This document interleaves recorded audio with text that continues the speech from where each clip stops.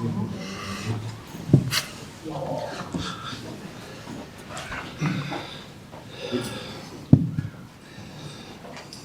for coming, everyone. Hello. Are you ready? Yep, I'm ready. Ian, how important was it for this to be your first choice or being a first choice? That's your opinion, the first choice, I guess. But we took some guys out of the Dunedin test. It's important that we think the gap between the last test and the France game was too big for us to sort of use this game as a cotton wool exercise. So clearly we've got 2 or 3 players that we're looking after from an injury perspective, but the rest of it is it's a great test match, 2 weeks for a World Cup, and the only way to go into this is full throttle. Given that a World Cup opener is just around the corner, is the performance or the result more important this weekend? Well, I think performance is always key. It's always a thing that we're chasing, and when you get the combination of the both, you're pretty happy. But it's we just want to keep. We've started well this year. We know we've got to build. We know the intensity is only going to get higher, and this is a great way to test ourselves. Rather than having a game that potentially didn't have the same edge to it, and meant that the build-up would be different. The build-up's great for this because it's we know we have to match the intensity of a South African team, and so we have to turn up and get ready. So that's what we want. 6-2 split on the bench, a couple of locks off the bench. Could you just talk through the thinking behind that decision?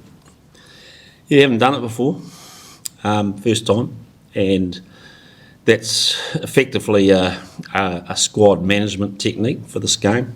And clearly with Brodie Retallick out at the moment, and with Shannon Frizzell in the same boat, they're both actually progressing really well, by the way, a little bit ahead of schedule, which is pleasing. But we really want to manage our locking stock, so we're taking the advantage of utilising Josh Lord while he's over here and give us a good chance to manage, I guess, the time that Scott and Sam have. Is there a chance either Shannon or Brodie could now be fit for that first game if they're ahead of schedule? Oh, unlikely, but they are trending really well, which is pleasing. That 6-2 split, is that something you're considering for the World Cup, or is that, I think a couple months ago you consider it from time to time, but is that something you may look at the World Cup? Yeah, I'm quite intrigued how it goes. It's I think it's a necessity for this game. And, we'll have a look at it afterwards and see what we think. So, very open-minded coach. Speaking of open-minded, what's your view on Steve Hansen joining the Wallabies for a few days? Outstanding. He's agreed to give me 3 pages of notes about everything that's going on in their campaign. And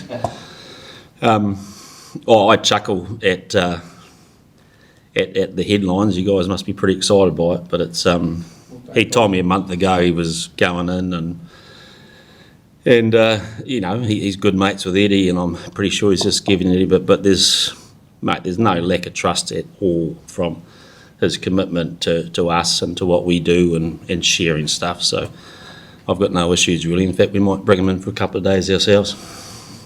Dane spoke about it the other day, and he seemed quite taken aback by it, said it was a little bit disappointing. Can you understand that reaction from a player perspective to see their former coach and with one of the enemies, I suppose?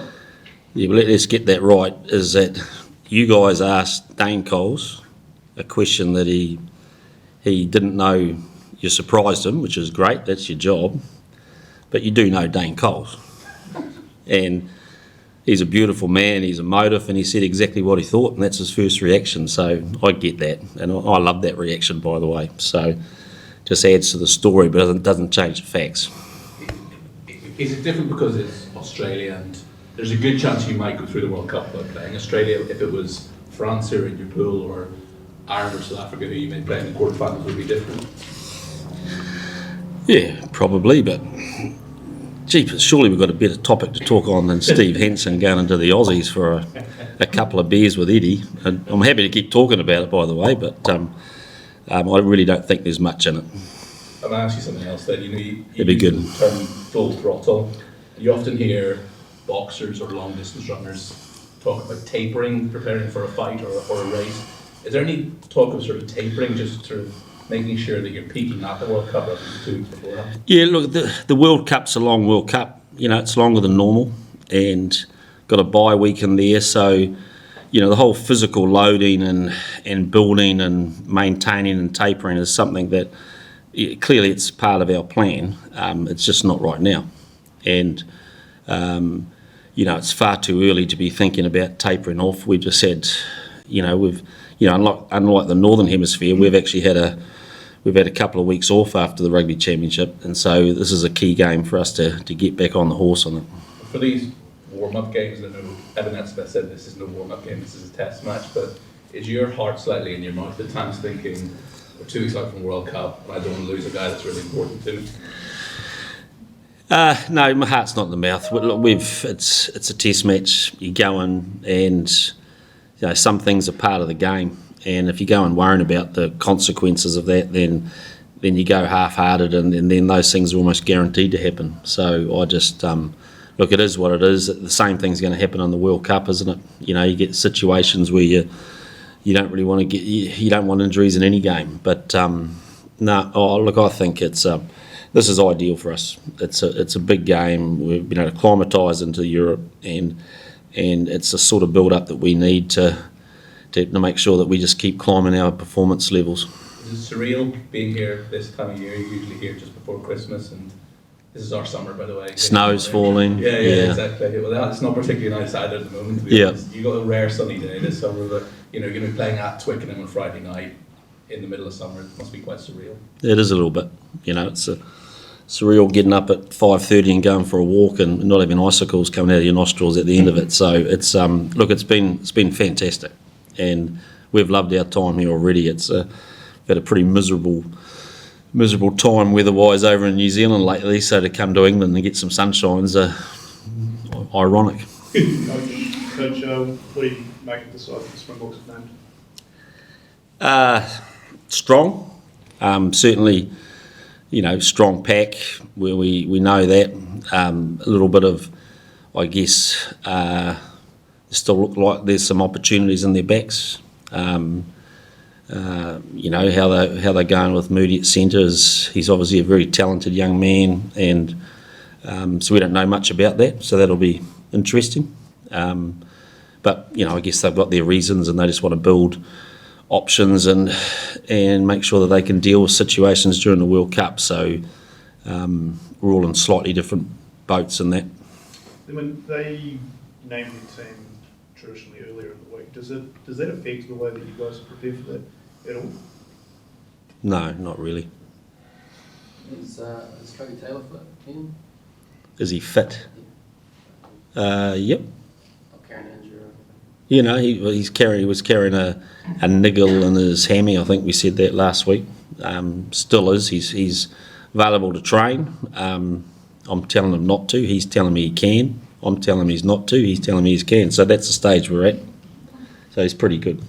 And do you see this test with Shannon Brazil's injury as a big chance for Luke Jacobson? He's a guy obviously that can cover all loose four positions, but you see this as a big chance for him at 6? Yeah. Oh, I think it's one that he's deserved, and he's played well this year. He's been picked in the squad because of his ability to play 6, play 8, and I guess cover 7. And so this is exactly the scenarios that you know we expect to have later on. So to have them now is great, and it just, you know, he's a quality person. He's contributed well. He's played well off the bench, and you know, I can't wait to see him play, to be honest. Do you still consider Scott an option at 6? Yep.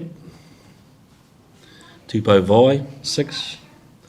Just a bit short of locks at the moment, so. In terms of the bench, Anton obviously covers midfield there, but you know, was it close between him and David to fill that spot? I suppose, especially given you haven't seen David in a black jersey this year, and what made you go with Anton?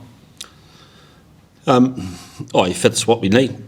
Pretty simple. Covers midfield, can play on the wing, a bit more versatile, I think. They're both versatile, but Anton's been with us for quite a while. He's in the groove. You know, I thought he had some good time in Dunedin, so he's more accustomed to what we're doing. And the fact that he could have a slightly different role off the bench based on what happens with only going with 2 backs. It just made it a pretty obvious decision. I mean, Dave's only had 40 minutes since he came back, so I think he's still a couple of weeks away from a couple of weeks of training and getting into the flow of what we're doing and getting instinctive about it will be good for him. So, it's one of the issues is you bring players like him over. We know they need game time, but it was hard for us to give it to them. So, in some cases, we left people home to get game time. In his case, we needed him here, but we're just going to have to figure that out the next couple of weeks. There's been quite a lot of disciplinary fun and games over here, the hearings in the last week or two. I don't know, from a more general view, how important A, the discipline is, and B, the consistency of the bands and what have you. I don't know how high up your list of priorities that is. Yeah, look, it's on every team's mind. There's no doubt. You don't have to go back to the last World Cup to see, how Cards dominated the pool play particularly, and the connection between Cards and the judiciary. You kind of know it's pretty hard to escape that at the moment. So, but that's a given. We understand that. But I guess in many ways, I'll just redefine the word discipline, because if you define the word discipline as technique, then we can control that. And so, our focus is really we just try and working hard to make sure that our technique is as good as it needs to be, and that's the challenge for all players under the way the game's been governed. So the team with the best tackle technique essentially will stand a much better chance.